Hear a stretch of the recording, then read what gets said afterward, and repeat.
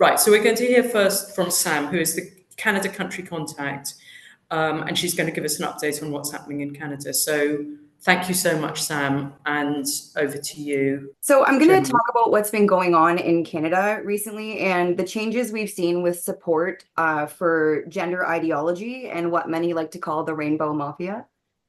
In the last couple of years, there's been a major shift in public support for gender ideology, which is great. Many of us have been waiting what feels like forever for this to happen. The problem is that our government, all of the human rights organizations, and basically every institution with any real power in Canada has been completely captured by trans rights activists. The more people wake up to what's going on, the harder they push back, of course. And forgive me for jumping around a bit here. A lot's been going on in Canada, and a lot of the events overlap each other. I've done my best to keep things in order.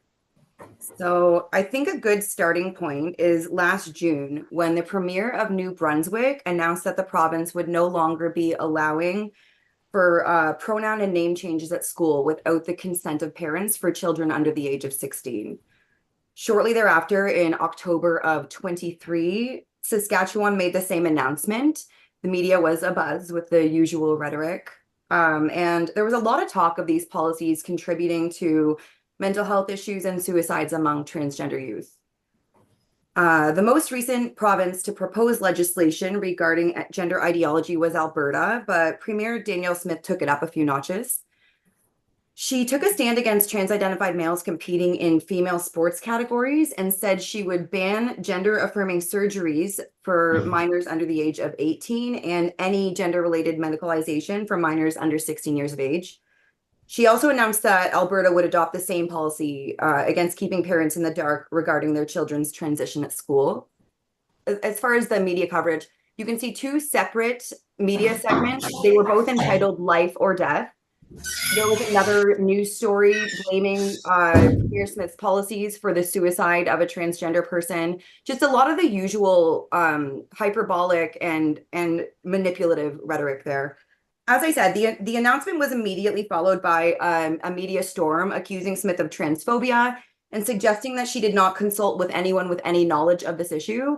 This was, of course, untrue, as she consulted with many people, including my predecessor at WDI Canada, Linda Blade, who is not only a doctor of kinesiology, but a former Olympic athlete and a coach to elite athletes. As I said earlier, the suicide myth was brought into this argument constantly to manipulate the public, despite there being no evidence at all of a suicide epidemic occurring among youth who identify themselves as trans in Canada.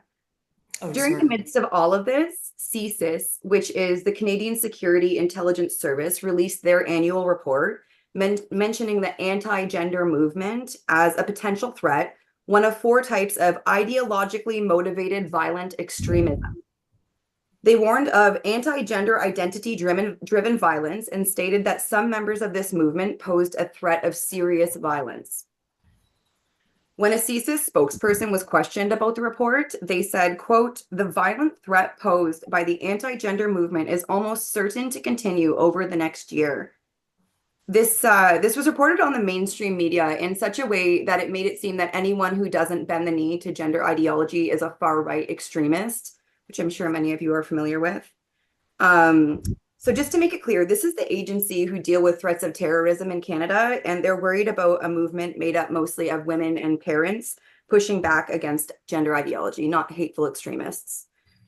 Despite their ridiculous report, I don't think I need to tell this group that there's very little evidence of any threat posed by these groups in Canada. Those who bring this issue up always point directly to a knife attack at the University of Waterloo in June of 2023, when a recent graduate stabbed a professor and 2 students in a gender studies class. This is the only example they have, and they weren't even certain that this was an anti-gender motivated attack, although they very much try to draw the lines there to connect them. Thanks to the CSIS report combined with media fear-mongering, Marcy Ian, who is the Minister of Women and Gender Equality and Youth, just announced for the 2nd year in a row that the Trudeau government would be providing an extra $1.5 million in funding for enhanced security during Pride season for Pride events. She stated that, quote, this should want this should give us great pause. These are not the kinds of funding announcements that we want to make ever, but we need to make them because communities have been clear they need this protection. Hatred is on the rise. This was followed up by Trudeau, who said, the fact that governments have to step up to invest more security in these recent times for pride parades across the country, it reminds us how vigilant we need to be, how unapologetic in our celebrations. So the thing about this is that pride celebrations don't need any additional security at all. Despite the fear-mongering our media constantly engages in, trying to convince any young person that's identifies as any flavor of the rainbow that people who disagree with them are all motivated by hatred and bigotry, I can find no evidence of any attack at a pride event in recent years. Our government and the media they've purchased are constantly pushing the narrative that there's an epidemic of violence against trans people in Canada. But if you actually look into it, it's just not happening, which is why they all go back to the Waterloo knife attack. It's all they've got. So they're providing millions of dollars to provide security for a group who don't need it. But the women who are often threatened with violence or physically attacked, for instance, BC nurse Amy Ham, who was unable to attend the annual Vancouver Rape Relief Walkathon just a couple of weeks ago due to violent threats made against her. And Megan Murphy, who has had numerous men attempt to physically attack her, they get exactly $0 from our government for protection. On Trans Day of Remembrance, the narrative of trans genocide is always pushed, but in truth, there hasn't been a trans person murdered in even a suspected hate crime in Canada in well over a decade. And even that incident was not confirmed as a hate crime. In 2019, there was a trans-identified male known as Julie Berman murdered. He's pictured there just on the bottom left. The media mentioned again and again that Julie was a trans rights activist who was outspoken about violence against the trans community, who was then murdered. The coverage was intentionally very vague, alluding to the murder being motivated by hate. The truth of the matter was that Julie was murdered by a sexual partner in a fight over crack cocaine. This had nothing to do with the fact that he was trans-identified at all. This is a common theme, as I'm sure many of you are aware, in another death of a trans-identified person in Canada who is listed as one of those murdered on the site Trans Respect versus Transphobia. The individual died as a result of trying to stab a police officer with a knife. I say all of this to point out that the trans genocide is just as much a myth as in Canada as it is anywhere else. It's just not happening.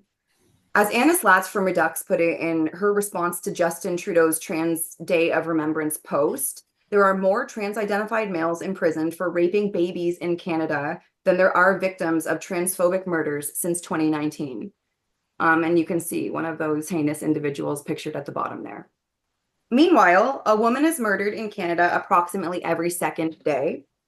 What happens when we try to discuss this issue or remember women who have been lost to femicide? You guessed it. It's used as another opportunity to turn the spotlight on the pretend issue of violence against the trans community. Even the National Day of Remembrance for the Montreal Massacre, which for anyone who doesn't know, was an event of mass femicide in 1989, where 14 women were gunned down at a university in Montreal.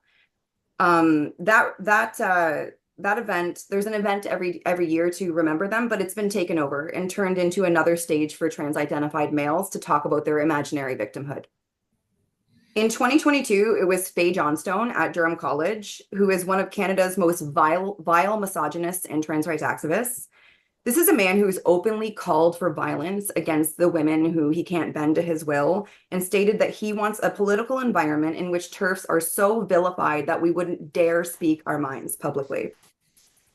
And he's giving the keynote address he was giving the keynote address at an event meant to honor 14 women who were murdered by a misogynist extremist. Some incredible feminists I know, Jennifer, Ann, and Maureen, who are pictured there on the right, they attended the event, and Jen questioned Fay about the appropriateness of his presence there and the fact that he was making the keynote speech. He tried to move on as quickly as he could, but I'm certain her point was not lost on the group of women there. This past December, it was trans-identified male Chang Tom who gave the keynote speech at the University of Toronto entitled Care, Healing, and Justice, Addressing Transmisogyny and Ending Gender-Based Violence for All. He took the opportunity during his speech to carry on about his fear about the handful of women, including Maureen and Jen, who were peacefully gathered outside to properly honor the victims of the Montreal massacre, referring to them as cartoon villains, and reading from his prepared speech about the fact that his legs were shaking and his heart was racing due to his fear of these women. He barely mentioned the victims of the massacre that were meant to be the focus of the event in the keynote speech. Another issue that's piqued a lot of Canadians was that of a 50-year-old man competing in swim competitions, changing and showering with teenage girls in Ontario. Nicholas Sepa, who goes by Melody Wiseheart, is a professor of psychology, of all things, at York University. He's also a swimmer who, as I said, swims and changes with young girls. As much as the mainstream media really did their best to squash this story, it was too outrageous and it got out. David Menzies from Rebel News covered the story multiple times, and Canadians couldn't quite believe that it was being allowed. So you can see in the middle there, he's pictured with his swim team of young girls. On the left is him stealing medals from women when he decides to compete with women. And WDI Canada wrote a letter to Barrie Swim urging them to remove Sepa from the girls' team and pointing out that they were in violation of World Aquatics guidelines, which clearly state that trans-identified males who transition post-puberty are not to swim in the female category, let alone the young girls category. The Red Tent Collective, who I highly recommend following, they're a feminist organization founded by an incredible feminist named Natasha. They work to protect the rights of women and children, and they created the Grand Map of Non-Happenings, which logs the violent crimes of trans-identified males who are either referred to as women in the news or who are placed in women's prisons. They circulated the posters you can see in the upper right corner there. And members of the Red Tent, COSBAR, and WDI attended some of Sepa's swim competitions. Unfortunately, the police ushered him in and out a back door, so they were unable to confront him. We have been checking up on this issue. It seems Sepa has either stopped competing or they're no longer sharing his information publicly. In other peaking news, Team Canada powerlifter April Hutchinson was handed a 2-year suspension after she called trans-identified male Ann Andrus, who stole women's powerlifting titles, a man. April appealed and had her suspension dropped down to 1 year, but to highlight the contrast, I want to read some of Ann's comments. This unhinged misogynist posted a video in which he wished death and suffering on April, Alberta Premier Danielle Smith, and all of their supporters.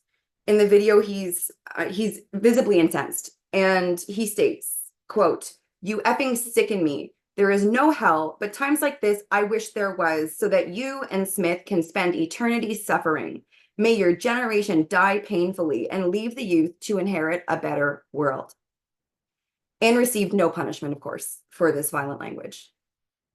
Also, this January, you can see in the bottom right corner there, there was a women's college volleyball game in Ontario in which 5 men played on the court, 5 in one game.